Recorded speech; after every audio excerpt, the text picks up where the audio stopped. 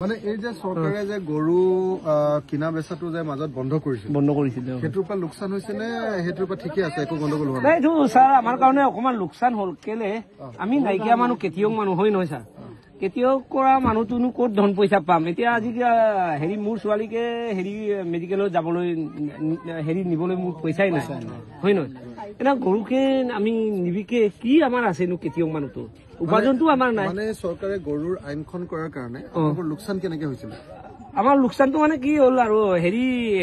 আমাৰ দাম কমি গ'ল বহুত কমি গ'ল কিমান কমিলে এনে এটা উদাহৰণ দিয়কচোন আমি এতিয়া যিটো এতিয়া এনেকে কবলৈ আপুনি হেৰি এতিয়া এহাল গৰুক আমাৰ 35,000 30,000 এনেকেহে দিয়েগে আমি য'ত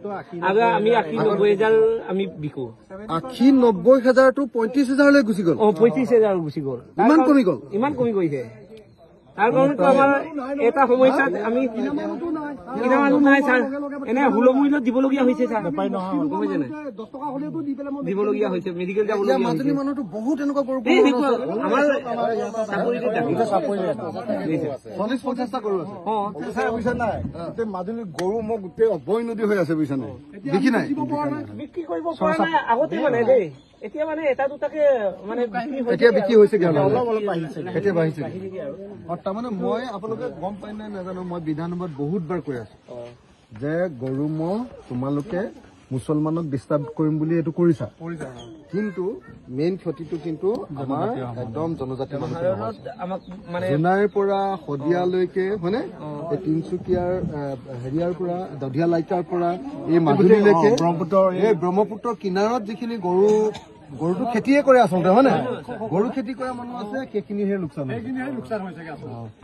মই দৌৰো যে সেইবিলাক আপোনালোকে দেখেন নাই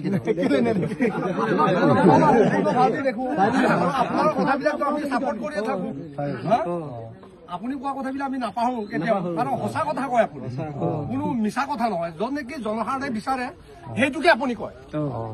আমি এইবোৰ চব চাপৰ্ট আছো আমি মই সদায় সেইটো কথা কৈ আছো যে এনেকে গৰু বিক্ৰী কৰিবলৈ যদি নিদিয়ে আমাৰতো দুখীয়া মানুহ মৰি যাব হয় নে নহয় আৰু বহুত কেইবাখনো গাঁৱতো এনেকুৱা বহুত গাঁও আছে বহুত আমাৰ শিৱসাগৰ কি কৰে জানেনে কাৰোবাৰ পৰা গৰু এটা আধিলে আনে পুহি ডাঙৰ কৰি দিয়ে তাৰ পৰা পৰিয়াল চলায় তেনেকুৱা আছে হয় নে নহয় আমাৰ এই খেতিয়কৰ কি আছে আমি খেতি কৰা মানুহে মাজুলীৰ মানুহ এনেকে আমি পশুধন টাউন এৰিয়াৰ মানুহ নহয় খেতি কৰি পেলাই আমি এটা দুটা গৰু পুহো এইটো কম ৰেটত গলে আমাৰ ল'ৰা ছোৱালীয়ে এতিয়া এইটো বাচাই বেমাৰত পৰিলে ইয়াক মই গৰুহাল বিকিলে 80,000 টকা পাম বুলি মই এটা অপাৰেশ্যন কৰিব পাৰিম বুলি ভাবিছিলো কিন্তু এতিয়া কি হৈছে যে আমাৰ গম পাইছেনে যেতিয়া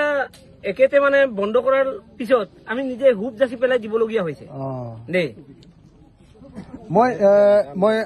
এটা কথা ক'ব খুজিছো সেইটো হ'ল যে অসমৰ মুখ্যমন্ত্ৰী ডাঙৰীয়া মই সদায় বিধানসভাত আপোনাক কৈ থাকো যে আপুনি গৰু বিক্ৰী কৰাৰ ওপৰত বাধা নিষেধ আৰোপ নকৰিব আপুনি বিজেপিৰ কাৰণে হিন্দুত্ববাদী দেখুৱাবলৈ গৈ হিন্দু মুছলমানৰ মাজত সংঘাত লগাবৰ কাৰণে আপুনি গৰু বিক্ৰী বন্ধ কৰিবৰ কাৰণে আইন প্ৰণয়ন কৰিছে কিন্তু তাৰ কাৰণে ক্ষতিগ্ৰস্ত হৈছে আমাৰ জনজাতিৰ ৰাইজ মই এখন মিচিং গাঁৱত আছো আপোনালোকে চাওক মাজুলীৰ মিচিং গাঁও কি ময়ঙীয়া গাঁও লুইতপুৰীয়া জিপি তাৰ ৰাইজে আজি স্পষ্টকে কৈ আছে যে যিহাল গৰু বিক্ৰী কৰি আগতে 80,000 টকা পাইছিলে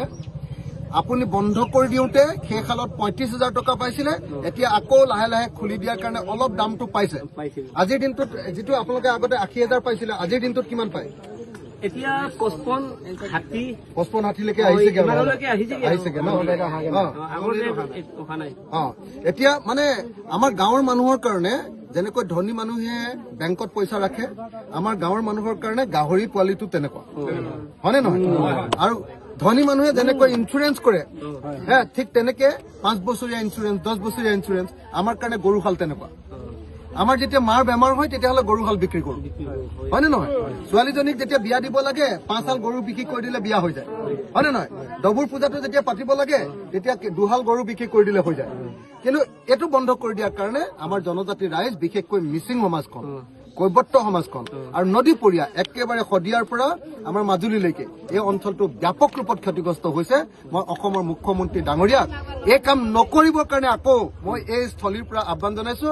বিধানসভাত আপোনাক সদায় কৈ আছো আপুনি শুনা নাই সেইকাৰণে জনজাতি ৰাইজৰ মাজৰ পৰা মিচিংসকলৰ মাজৰ পৰা মই এই কথাটো কৈছো প্লিজ